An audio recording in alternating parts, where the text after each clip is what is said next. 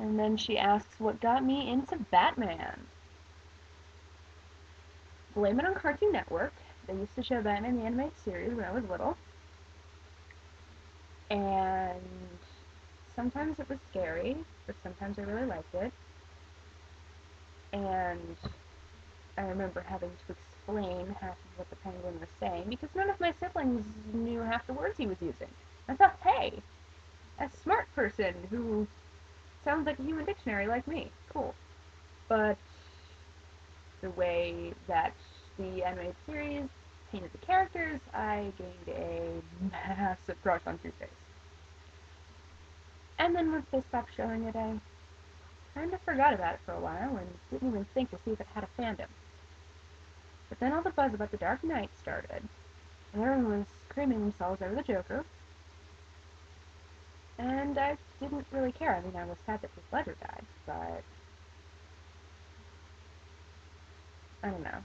I didn't really care until I heard who else was going to be in the movie, and I thought, oh my god. And like 10 years of fangirling just fell back on my head. I'm like, holy crap, Two-Face! So then that happened. Also, I'm a nerd. It's kind of in my blood to get into some kind of comic. Oh, Teen Titans probably helped me back there too, because it ties right back in with Robin, back to Batman, and you know. Alright, what is my opinion on card games on motorcycles? I've never actually watched a full episode of 5Ds, to be perfectly honest.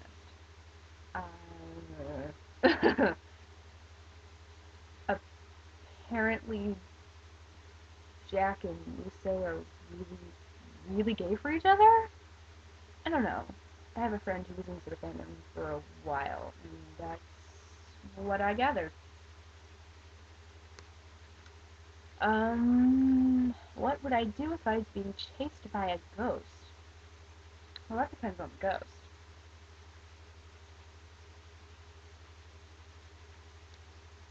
You know, like, if it was, Jacob Marley, then yeah, I'd be running. Because I don't want to know what he has to say to me. If it was like Casper, I don't know. I never really liked Casper. But I mean, he's a little kid, so. Now, if it was like Beetlejuice, I'd be doing the chasing. Because he's awesome. Alright.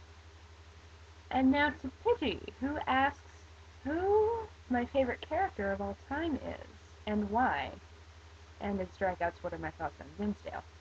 Well, that ties in very nicely, because my favorite fictional character of all time, and I feel like this is the right place for a Kanye moment.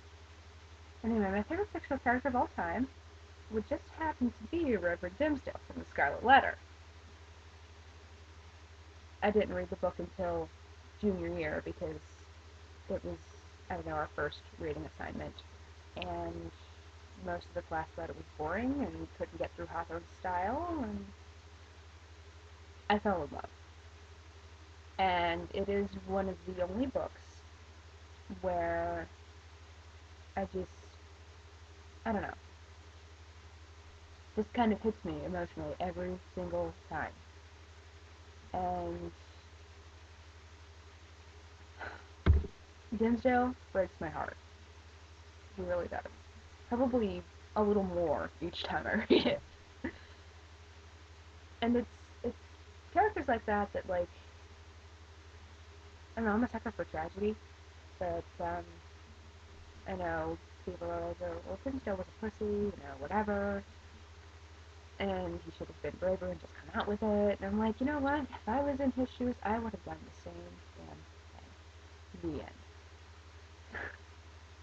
I don't know if that makes me a bad person. Maybe. Um, but he breaks my heart. He really does.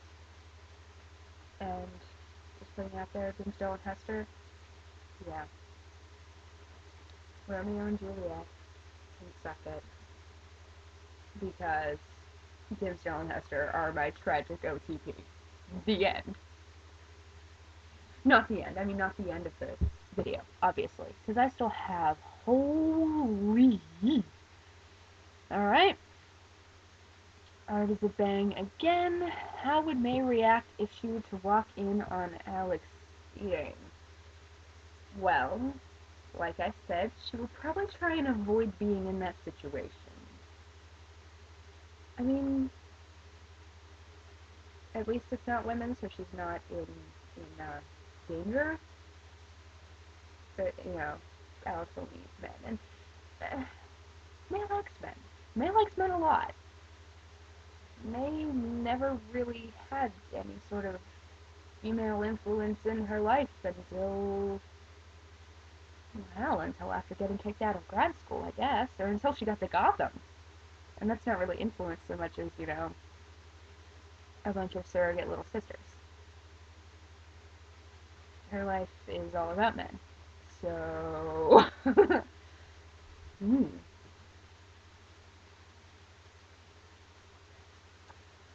Alright, and Kina asked me 5 million bajillion questions.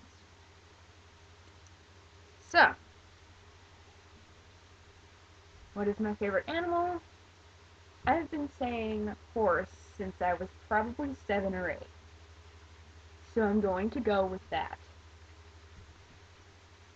But to be perfectly honest, I'm not great with animals. I have the reverse Midas touch, everything I touch turns to crap. Alright, can I do the salsa? I can eat salsa. That's about it. I took 1 year of general dance, and that was not one of them. At all. I want to learn to swing, though. So, next question doesn't apply because I can't demonstrate something I don't know. And if I did try and do something that I thought might be vaguely salsa, I'm sure I'll have a bunch of commenters saying, no, that's the rumba, or, the mambo, or, I don't know, some other ballroom thing that I totally jacked up. Alright, can I do animal impressions? Not really. At all. Can I please make elephant noises? Kina! Alright, alright. This is my trunk. No, that's not it. Wow! Yeah, I can't do it. I looked like an elephant for you. I couldn't make the noise for you. I'm sorry. Maybe I should just turn on a vacuum cleaner. That sounds enough like an elephant, maybe. I don't know what an elephant really sounds like. I've never actually been around when an elephant has made a noise. I've been to the zoo like once. um, what is one characteristic that most of my OCs share with one another? Well, if I'm being honest, this question is kind of why I'm liking this Pokemon high and why Mira is so fun to work with, because she is breaking off of my general pattern, which is that the vast majority of my original characters, the females especially, are, cool, calm, and collected, and, sarcastic and whatever, maybe even a little arrogant. Like I said, Mira's the exception because she is just a giant bundle of nerves.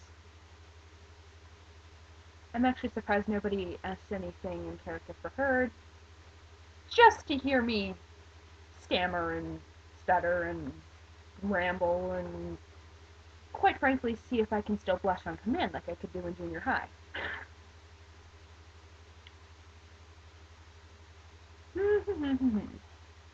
If I had a twin who was shorter than me but otherwise looked exactly like me, and she appeared out of nowhere, would her nickname be Smalls?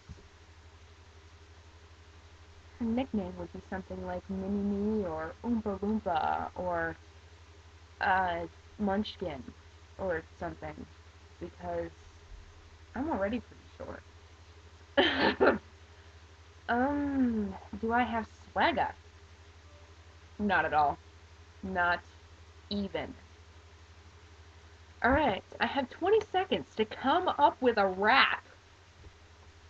Oh, crap.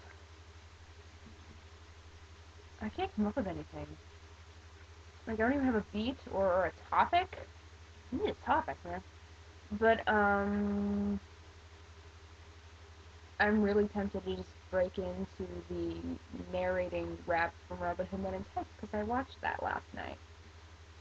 But I don't remember it. um, rap.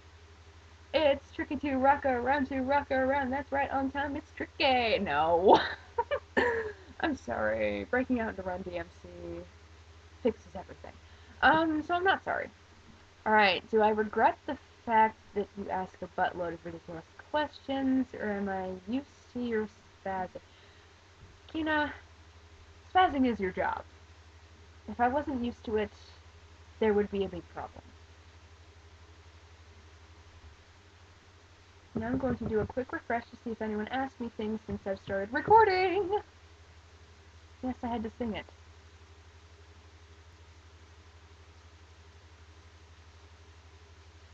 Nope, nothing new. So, guess that's it, y'all.